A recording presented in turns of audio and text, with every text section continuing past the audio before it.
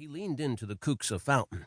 In the golden pool he saw himself, the broken nose, the weary eyes sinking into bogs of flesh, the high forehead eroded by sea spray and baked hard by equatorial sun, the tangled gray beard spreading across a lantern jaw.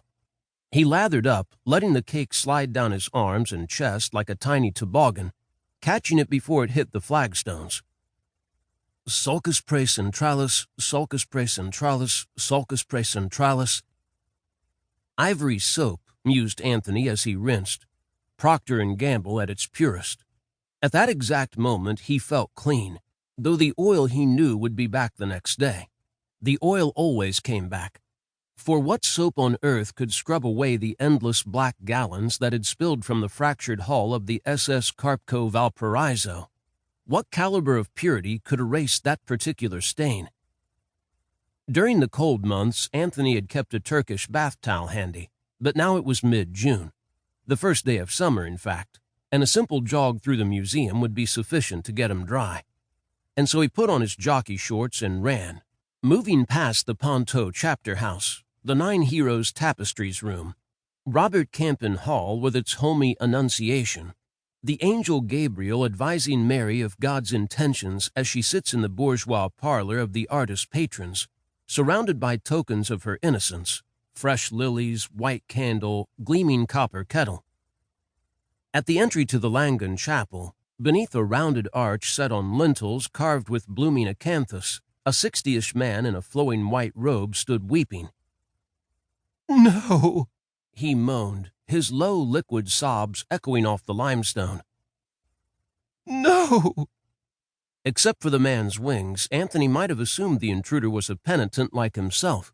But there they were, huge and phosphorescent, sprouting from his shoulder blades in all their feathered improbability.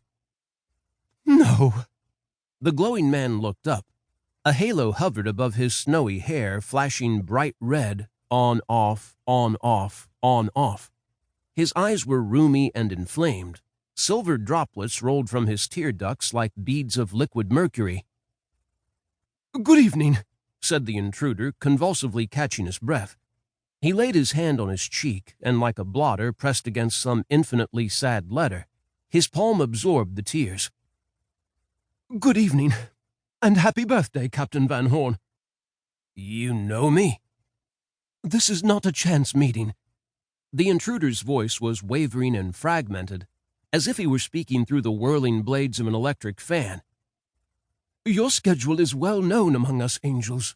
These secret visits to the fountain, these sly ablutions." "Angels?" "Call me Raphael." The intruder cleared his throat. "Raphael Azarius." His skin, yellow aspiring to gold, shone in the moonlight like a brass sextant. He smelled of all the succulent wonders Anthony had ever sampled on his journeys, of papayas and mangoes, guanabanas and tamarinds, guavas and guanepes.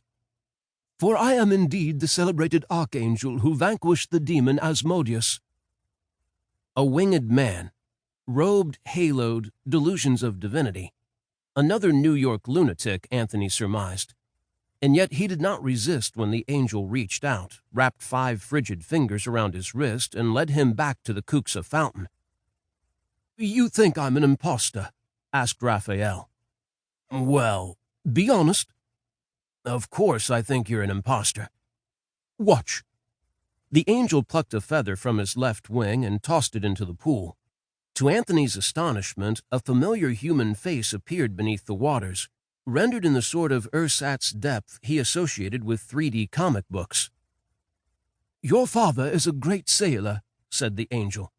"Were he not in retirement, we might have chosen him over you." Anthony shuddered. Yes, it was truly he, Christopher Van Horne, the handsome, dashing master of the Amoco Caracas, the Exxon Fairbanks, and a dozen other classic ships. The soaring brow, lofty cheekbones, frothy mane of pearl-gray hair. John Van Horne, his birth certificate read, though on turning 21 he'd changed his name in homage to his spiritual mentor, Christopher Columbus. "He's a great sailor," Anthony agreed. He chucked a pebble into the pool, transforming his father's face into a series of concentric circles. Was this a dream?